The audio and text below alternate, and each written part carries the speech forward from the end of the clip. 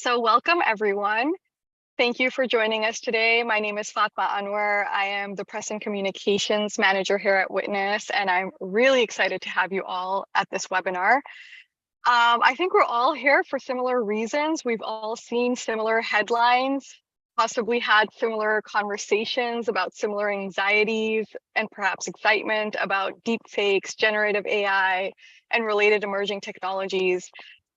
So to filter through all that noise and all that information that all of us have been inundated with, I am really excited that we're going to be in conversation with Witness's Executive Director, Sam Gregory, who is an expert on the human rights impacts of deepfakes and AI, as well as the Associate Director of Programs, Adebayo Okeowo, who is deeply experienced at the intersection of human rights and technology as well. So first, we're going to hear from Sam, who's going to ground the conversation and take us, from the generic conversation to some concrete and actionable recommendations. Here at Witness, we've been preparing for this moment for years, and I think we would really like to have a conversation that's about what we can proactively do to confront the challenges that are facing us, and then also think about the opportunities that are presented by these emerging technologies. And after we hear from Sam, we will transition to a question and answer session moderated by Bio. And you should all see a Q&A button at the bottom of your screen. So please feel free to pop your questions in there throughout the webinar as they come up for you. Closed captioning will be on, which you can also turn on at the bottom of your screen. And yeah, so I'm going to turn it over to Sam, and then we'll go from there.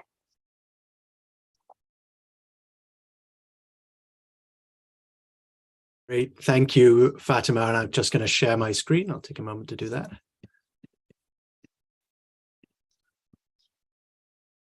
Great. So I'm delighted to be here with everyone today as Witness's new Executive Director.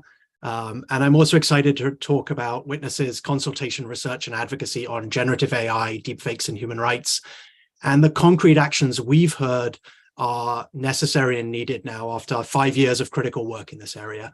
And then, of course, to enter into conversation with my colleague Bio and dialogue with your questions. So to kick off this discussion, we're kind of in a hot minute in the world of AI. And I just picked a few stories from just the past month and just from one way in which AI is being used to create media. So tools like Midjourney take a sentence you write and turn it into a computer-generated image of events that never happened. So on this slide, you'll see presidents and premiers in situations that never happened, from Putin genuflecting to Xi Jinping, to meeting President Biden, to former President Trump running from the police. Or simulated images that you see in the top left of an earthquake that never happened in the US state of Oregon, to politicians somewhat humorously presented with their spirit animals, to politicians dressed in drag to satirize their attacks on trans people, or transmuted into refugees to reflect their hostility to migrants, and to, of course, the Pope in a puffer jacket.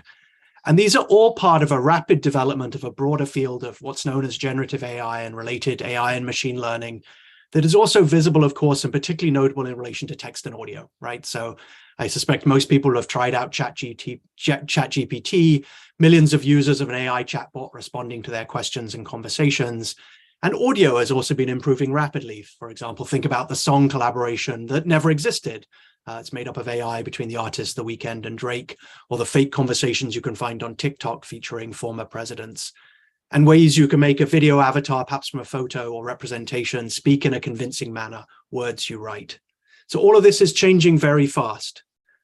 At the same time, last month, as all this was happening, Witness convened in Nairobi these 25 individuals. They're activists, journalists, fact checkers, creators, movement leaders, technologists, to talk about the implications of generative AI and particularly synthetic media for their societies, and concretely identify harms, prioritize solutions, and identify avenues for creative civil society use. And that Witness was doing that as part of our unique model. As many of you know, we're a global human rights network that helps people use video and technology protect and defend human rights. And now these tools of video and technology are central to both the world we live in and the human rights communities we served. And at Witness, we've evolved constantly with the trajectory of video and human rights over the past 30 years to ensure that our support to vulnerable and marginalized communities is relevant and driven by the needs they identify.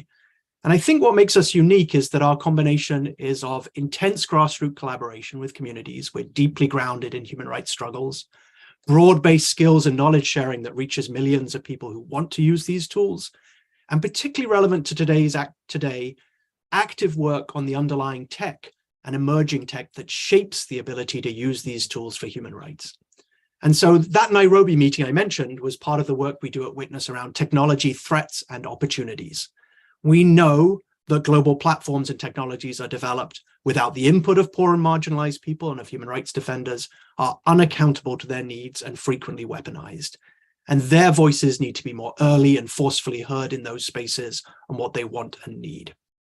So let me take you back 5 years to 2018. There was a lot of hyped up rhetoric around deepfakes, this idea of swapping people's faces. And we started work on what this really meant and what responses were needed. And I really want to credit Witnesses, supporters, and funders that they also saw this need early and supported us to do this. And in response to the hype, we noted, okay, now what do we need to prepare and how? And so today I'm going to talk about that work, research, and impact of 5 years activity to prepare, don't panic, in a globally inclusive and human rights grounded way around generative AI tools for creating and changing audio, images, and video, and their implications for truth, trust, misinformation, disinformation, and creativity.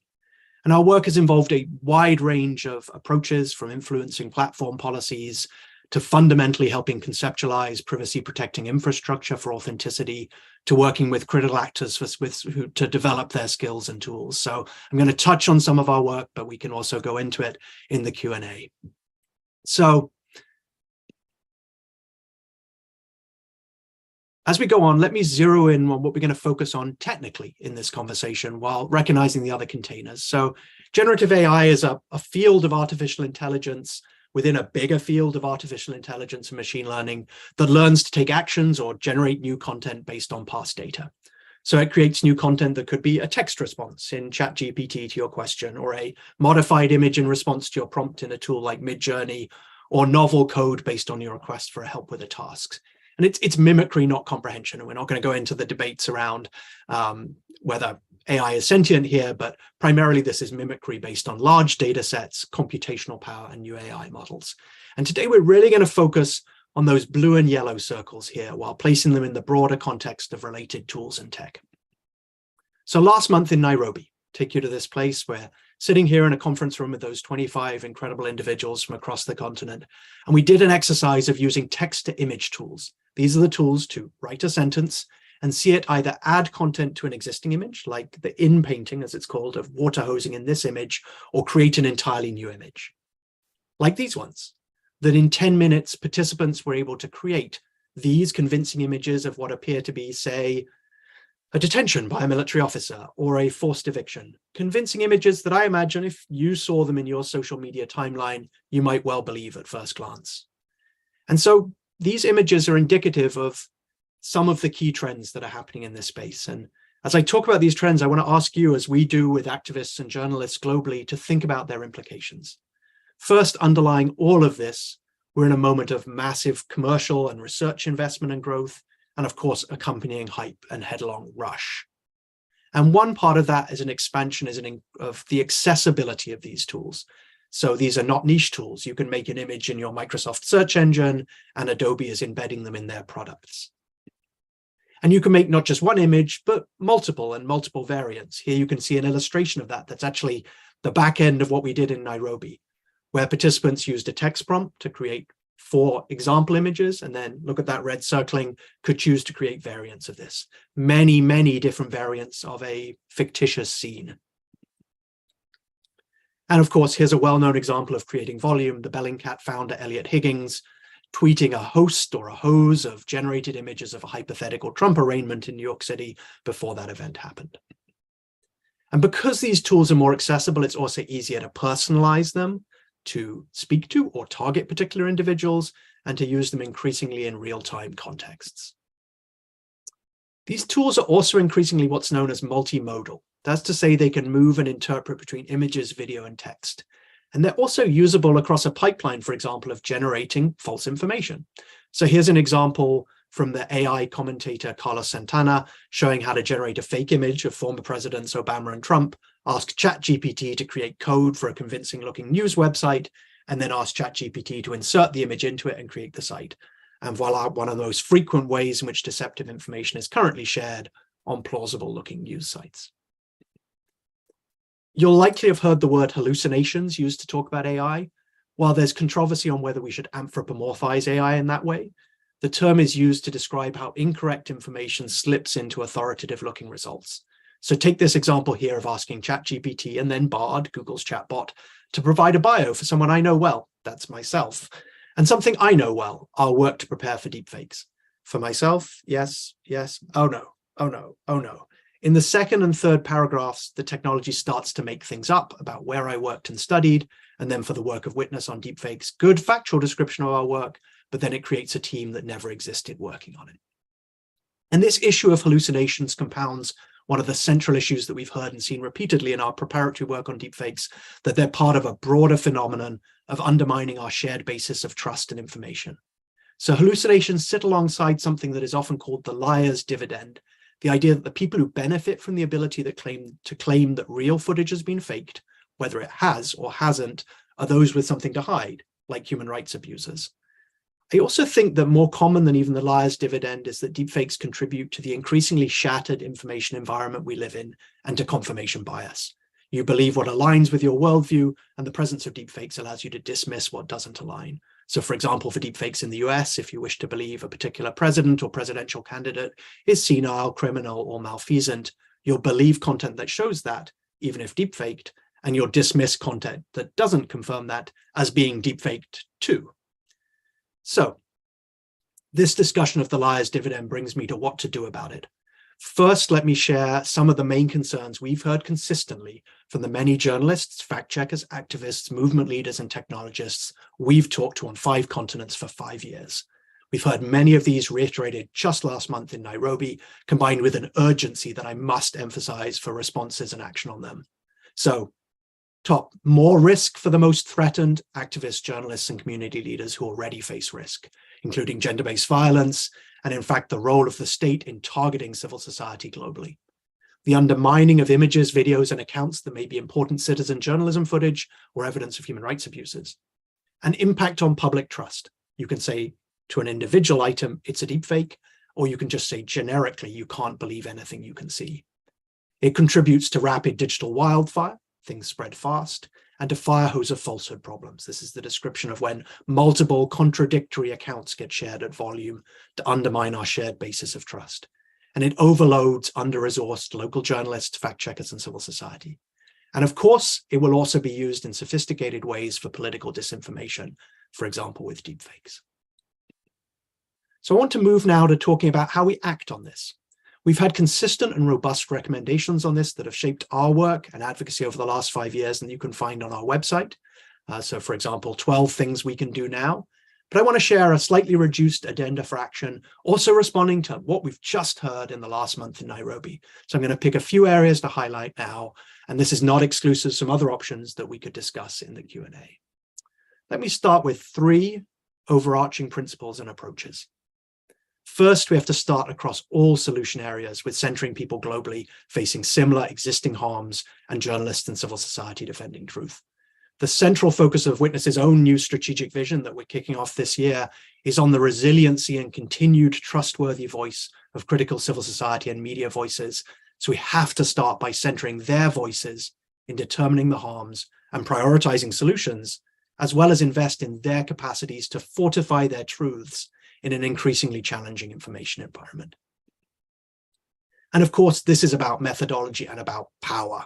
So in each of the action points, how do global and diverse lived practical and professional experiences determine how each of these solutions are identified, prioritized, designed, and deployed?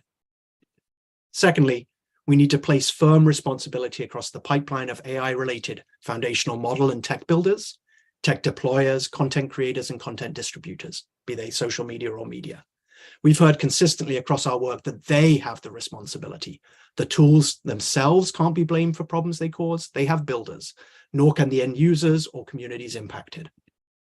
A good example of work we've been doing at Witness in that context is our contribution to the Partnership on AI's Responsible Practices for Synthetic Media, a framework partnered on by companies like OpenAI, TikTok, Bumble, and the BBC, as well as Witness, that emphasizes key pipeline responsibilities on areas like disclosing that something is synthesized, consent, and red lines.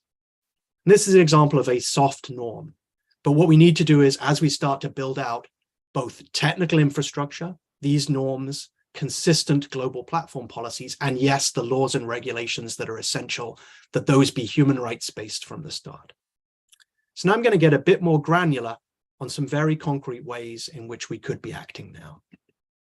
So some critical needs identified in this consultation, research, and advocacy work by Witness with communities and activists across the globe. So it's a truism, but we should start there, that core media literacy, like the SIFT approach I highlight above, matters. This is about discernment around any media item that might be trying to stir your emotions and perhaps deceive you. My colleagues work at Witness Africa, my colleague Nkema Gunwa, and the recent convening in Nairobi reaffirmed how we need this, particularly available to vulnerable communities and their community leaders, but also for local media and newsroom. And this is also about the media's literacy, to explain what is actually happening and not give in to AI hype or fear that also helps undermine our shared information ecosystem in and of itself. At the same time, we can't put the pressure on people to spot fakes. They won't be able to in the long run. Can you tell here, for example, which of these is a face of a person who never existed? That's why there is pipeline responsibility here and the need for law to reinforce that. We've heard repeatedly from civil society activists and journalists they need the skills, tools, and capacities to detect manipulation. And the problem is the existing tools available are inaccurate, hard to assess, and not fit for purpose. I'm sharing here the examples from a widely linked to tool for detecting AI-generated images. At the top, yes, reasonable 79% odds that the Pope in a puffer jacket is artificial. Then a 67% chance that the Easter rabbit is real. And of course, that's before we start asking which part of an image might be real and which part not. And also about access to tools. How do we ensure these tools are available to as many people as possible, not a luxury good, across the platforms used globally, using methods relevant to real-world harm scenarios, and as user-friendly as possible. And we see these issues of access to detection playing out in very real ways. For example, in the confusion around whether a released confession video in Myanmar was true or deepfaked, the public confusion about that fact, and the challenges for journalists to verify it in a timely way. There is an expertise gap we're not going to close as rapidly as we could hope to support key community leaders and journalists and fact checkers who need to confront falsehood and educate publics quickly. That's why at Witness, we've also been running a deepfake rapid response task force to bring critical cases to key experts for analysis. And we still need the tools to spot existing shallow fakes, miscontextualized or lightly edited photos, videos, and images that are still the most prevalent way deceptive content is shared online. Why is it not easy to do a so-called reverse image or video search right within the tools we use to see if this is an original image or find the original context? We also need ways to show where media came from and how it was made, by humans, by AI, or by a combination of both, but without compromising privacy or excluding people who don't have access to tools. This has been the central focus of our work with coalitions like the C2PA, the Coalition for Content Provenance and Authenticity. It's about showing the nutrition label of media in some ways, in a way that leans into an increasingly synthetic future. And as I noted, there is a pipeline responsibility to do this. Foundational model developers, tool developers, social media platforms, and media will be key in creating and enforcing standards. And as part of that, we will have to recognize that we are going to be living in an increasingly synthetic media world and lean into this and recognize this as part of creativity, as well as something we'll have to protect against deception.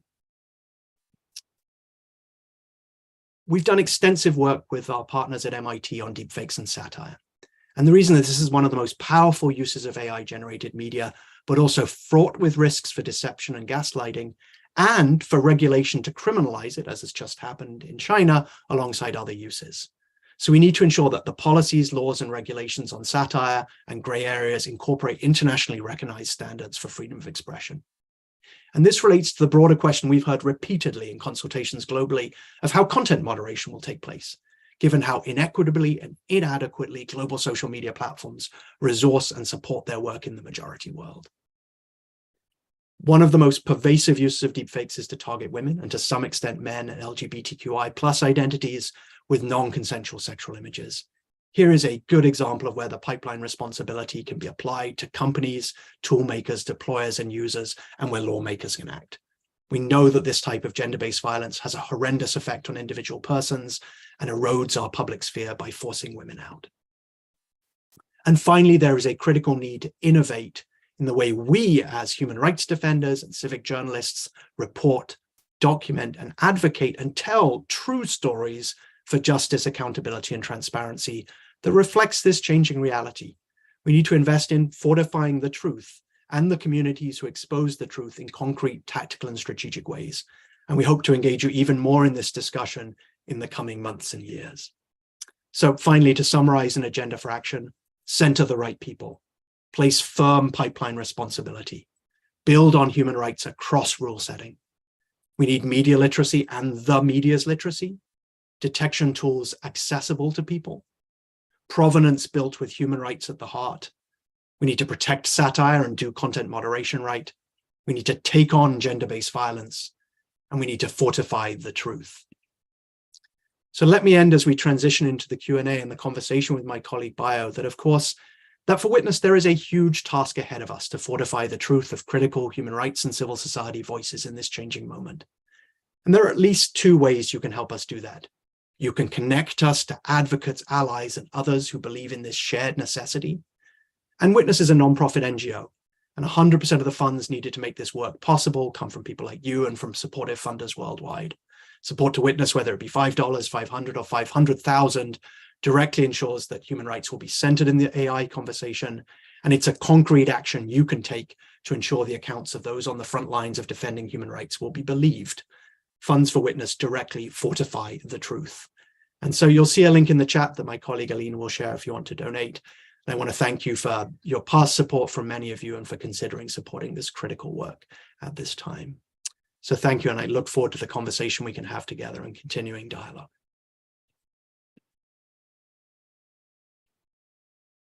Thank you so much, Sam. We'll go into the Q&A session, and thank you all for joining us for this conversation. At this point, I would encourage us to, if you do have any questions, to please put them in the Q&A tab within the Zoom, and you'll be able to, we'll be able to get to those questions in a bit. But I already have my ton of questions. So I would, I'll get it started and I'll make room for some of the other questions that I already see are coming in.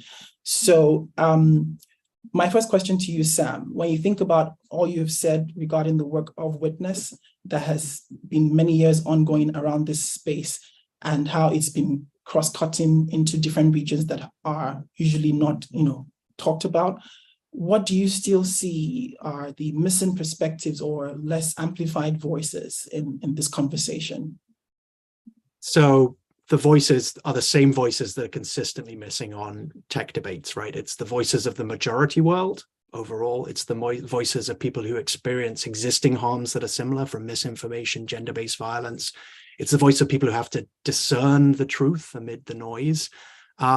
And I think we're in a really interesting changing moment. For the last 5 years, Witness has been quite lonely in some senses in doing work on this area, really trying to be ahead, to really listen to people who've perhaps not experienced generative AI directly in their lives, but they've experienced similar issues, and then to turn that into advocacy. And we need an even more broad-based movement now of people who are confronting these harms, who are doing the advocacy that is global, because the corollary of all this hype and the commercialization is a headlong rush by power players to move forward with these technologies, ignoring the voices of human rights defenders of civil society globally. So we have to double down on those voices.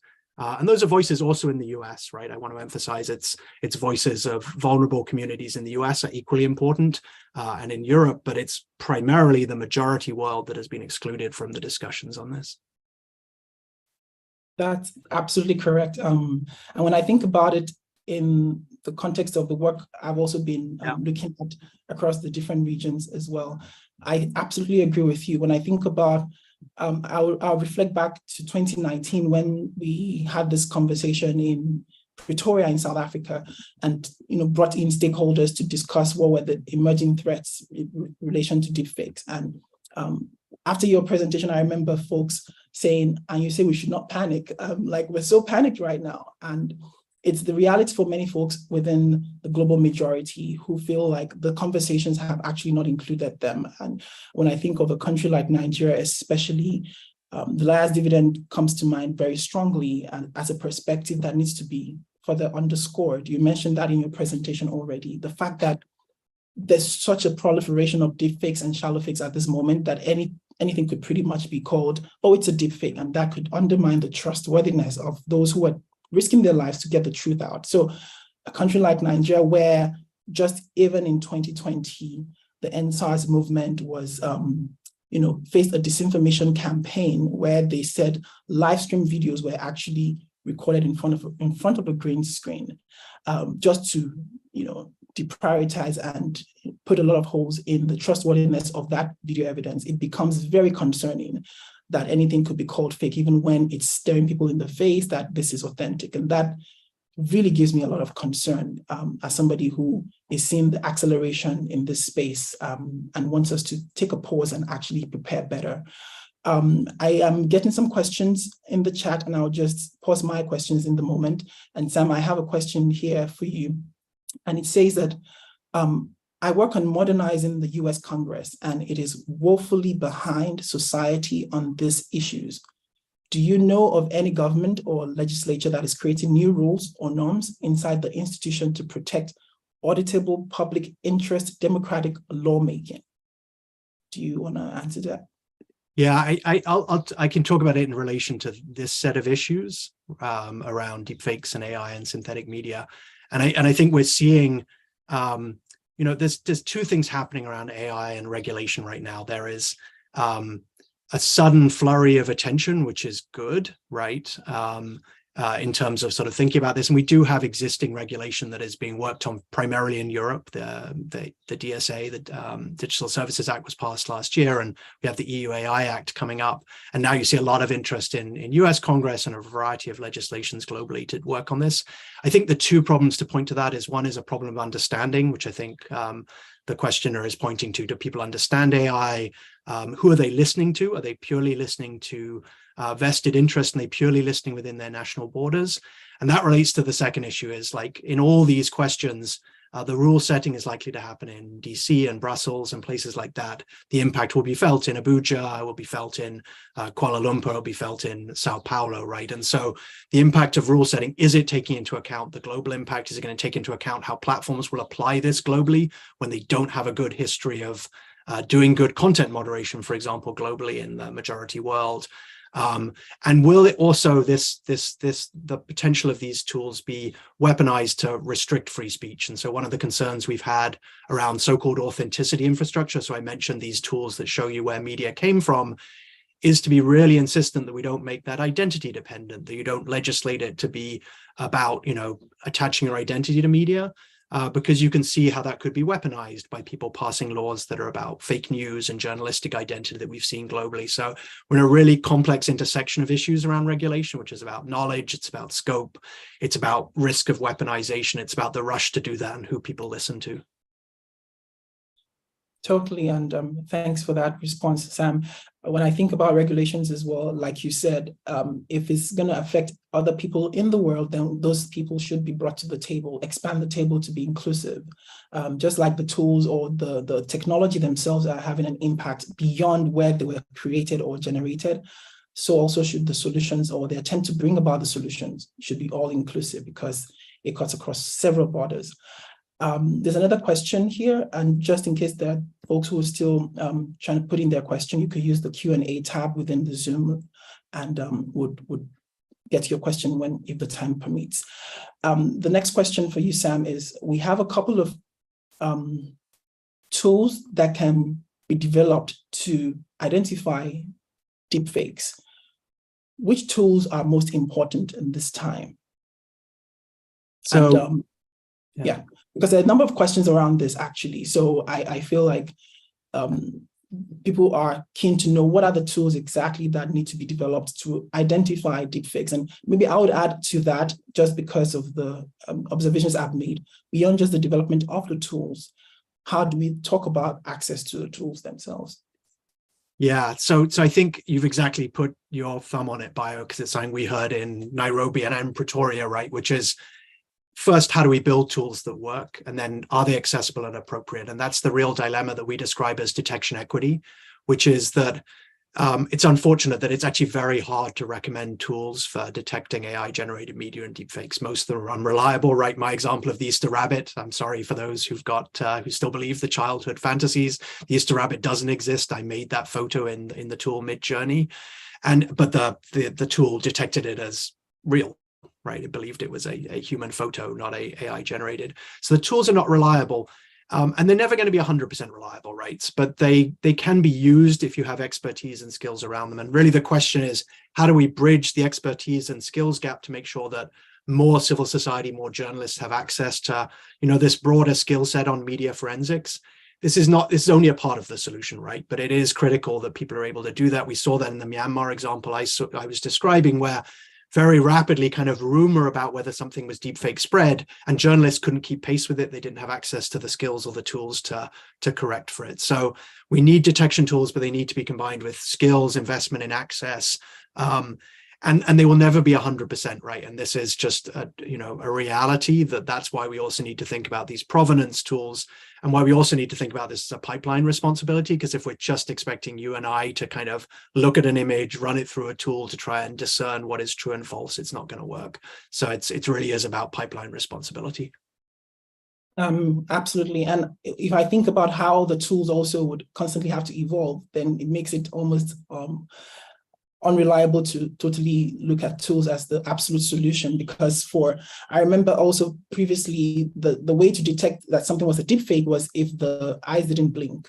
But then, eyes are blinking now, and we possibly can sometimes not detect that it's a deepfake because the technology would continue to advance beyond the tools themselves. So absolutely, tools may not be a total answer to the challenge. I know that the colleagues in Africa have also done a lot of work around media literacy, which you also referenced in your presentation, which is also an approach to how we could begin to look at the solutions towards this issue. I do have some questions. Again, I would just ask that you bear with me, because now I'm getting a barrage of questions, but I think the next one I will jump to is, okay, Sam, can you filter through the noise, and what should we actually be worried about? What are the likely consequences of generative AI and deepfakes? And what may be sensational panic? What are the concrete ways to confront this threat? It feels like I put so much together in one, but I'm sure you could get through it. Yeah, let me try and answer that also succinctly, because it's great. We've got a whole range of questions. We framed our work as prepare, don't panic over the last 5 years. And that was a response to the way in which fear of deepfakes was being weaponized. So more often, something would be described as a deepfake that wasn't, to dismiss true footage. I think that is shifting now, and I'm trying to work out what we describe as our work. It's not quite prepare and panic. It is, we need to act on what we know is needed, is probably our motivation now. Because I do think there's a very genuine risk here. One of the things that we really heard in the Nairobi meeting was, just the ease of creating volume, the ease of creating multiple deceptive images and increasingly audio and video. That contributes to so many ways in which people already try and deceive and confuse. And it also plays into the weaknesses of, our institutional trust keepers like media, who can spend a long time trying to verify something. But if there's 100 examples out there, they have to pick and choose. They spend their time on that. So I do think we're moving into a phase where we need to be really insistent on action on these, but action grounded on these globally identified needs. So there will still be times when people weaponize the panic, right? So they'll weaponize the fear of deepfakes. And we need to be alert to that. We need to know how it'll be used against civil society. But I also think we need to be careful about being laid back at this point about the risks, and particularly the risks for the majority of the world, given the inadequacy of infrastructure, the inadequacy of access to detection tools, the likelihood that their governments will not pass rules that protect free speech around it, and the likelihood that platforms will not act as adequately globally as they might do in, say, the US or Europe. Totally. Thanks for that, Sam. I'm going to take this next question And it's that, can you speak to deepfakes with regard to video? Is the technology there yet, or is it imminent? And I think this is an important question because of especially the work that we do at Witness, helping people to fortify their truth and the trustworthiness of their video evidence. So do you want to respond to that question, Sam? Yeah, thank you for that question. And, I picked actually to use images early because that's a place where we've really seen these kind of questions of volume, accessibility, commercialization, personalization, really visible in the last few months. And it's true that some forms of video remain quite hard to do. So in fact, a lot of the work we've done at Witness is to push back on people thinking about synthetic media, this broad category that describes these ways to manipulate or create media, as being around face swap deepfakes, because they're still quite hard to do, particularly in kind of, so let's say, a complex real environment. But that said, we're seeing improvements in video. It's become a lot easier to do some very significant things like create an avatar, for example, someone who looks like a human and have them speak, right? And we've seen that used in deceptive news broadcasts in multiple countries to deceive people. It's got much easier to do what's known as lip sync dubbing, which is matching voice to your lips moving. So those are becoming rapidly available, as is audio. Audio has improved dramatically in terms of its accessibility, its customizability. So video remains behind, but there are significant advances. A couple of other places where advances are happening with video. One is what are so-called NERF recreations. That's when you have photos and you can turn them into a video, to, for example, navigate through a 3D environment. That's advanced a lot. And then the second way is we're starting to see these models of creating videos from text, right? So I described text to image. Text to video is when you write a sentence and it turns it into a video. And so you can see tools like that that are released by companies like Runway ML and released as experimental tools by Google and Meta and others. So we're moving swiftly towards video, both in the creating it, say, from text, the interpretation of video as a source into something like ChatGPT, and the ways in which it can be used to create deceptive, realistic images or manipulate existing ones, for example, the lip sync dubbing or the avatars. Right.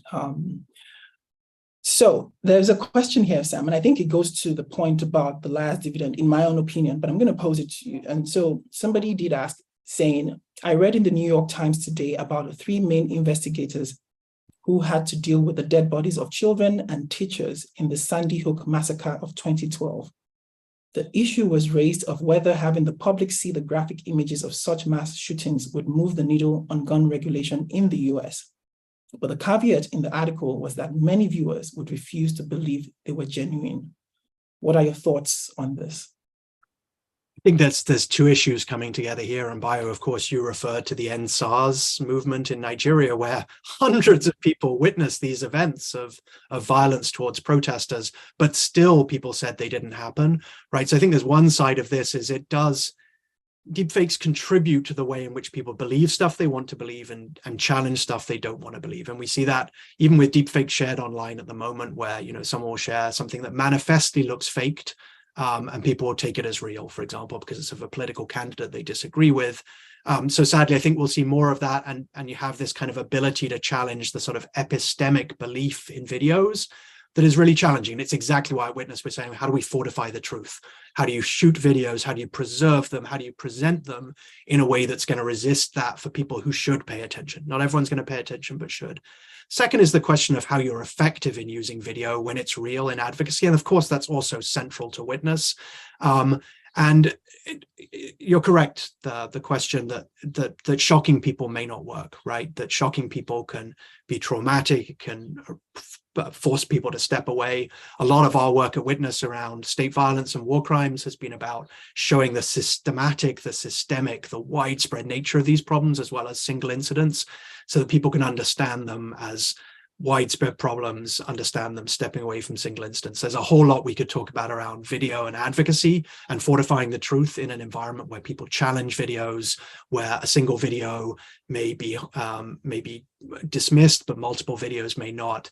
And what is the right way to tell a story around a video? And I want to emphasize that a lot of our work in fortifying the truth is also about narratives. How do you come up with narratives that are robust and truthful in response to the ability of human rights abusers to share narratives that are lies, and perhaps with these tools to create a volume of narratives that are lies, right, to pump out floods of falsehood. So we have a real challenge ahead of us that is really what we're trying to step into at Witness. That's right. And I like the reference of the work on narrative storytelling that also forms part of our approach, to fortifying the truth. And for folks who might be interested, you might want to look towards the Latin America team. There's been a lot of robust work that's been done in that regard. I see that we're really short on time, but there are still a number of questions to get to. I'll try and see if we could squeeze in just two more. So Sam, there's a question here. Somebody said, I really agree that platforms hold part of the responsibility for considering the harms that deepfakes cause and how to mitigate those. But how can we find a balance between user privacy, for example, end-to-end encryption versus content moderation / misinformation mitigation? Yeah, this is a really important question. I know this has been coming up in a variety of regulatory contexts, for example, the online safety bill in the UK. And it particularly applies, and I think it's really important, again, this is a global perspective, right, to think that, for example, messaging platforms are critical globally, and so how do we think about that? I think part of the reason we've been encouraging, for example, a focus on like tools for shallow fake detection is to think how those are available. For example, in a platform, there are ways in which it might be possible, and people have experimented with trying to find ways for you to be able to do a sort of reverse search to see if an image or a video has been shared before, for example, in a different context, right? It's the most common problem we see. Someone shares a photo, an image, or a video and claims it's one place when it's actually another, to incite violence or hate. So there are ways you can do that in an encrypted platform that would enable users to have that information. We definitely do bump up against the problem here, right? Which is you also don't want the eyes of companies observing the messages on on messaging platforms.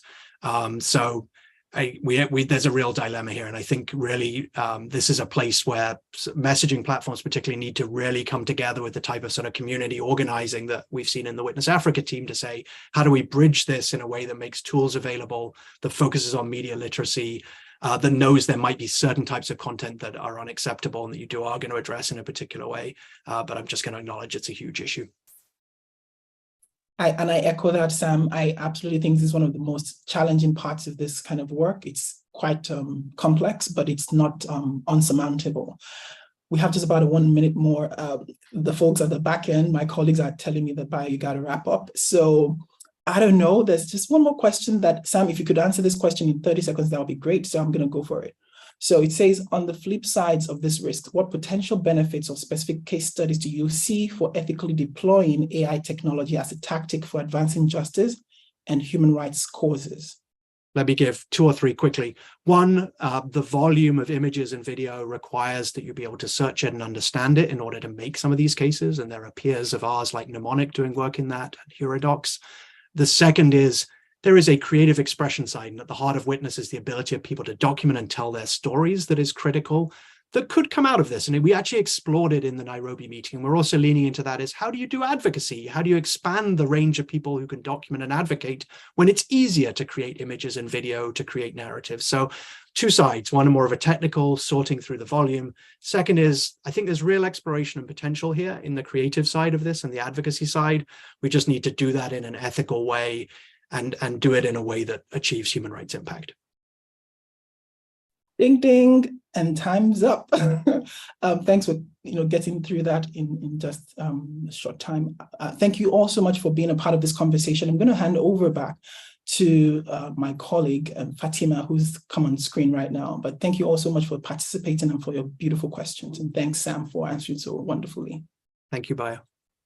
I'm just going to echo Bayo. Thank you so much, everyone, for joining us today. Thank you, Sam and Bayo, for that wonderful educational exchange. I'm just going to close out with a reminder that all of this work is done with so much support, so many partners, supporters, friends of Witness, and a contribution to Witness of any kind is, as Sam said, a concrete step to supporting and being a part and parcel of this work. So I know the LinkedIn work in the chat earlier. So if you would like to make a contribution, it's witness.org/donate. It's been popped in the chat again in case you'd like to go there. But Matt, thank you for joining. I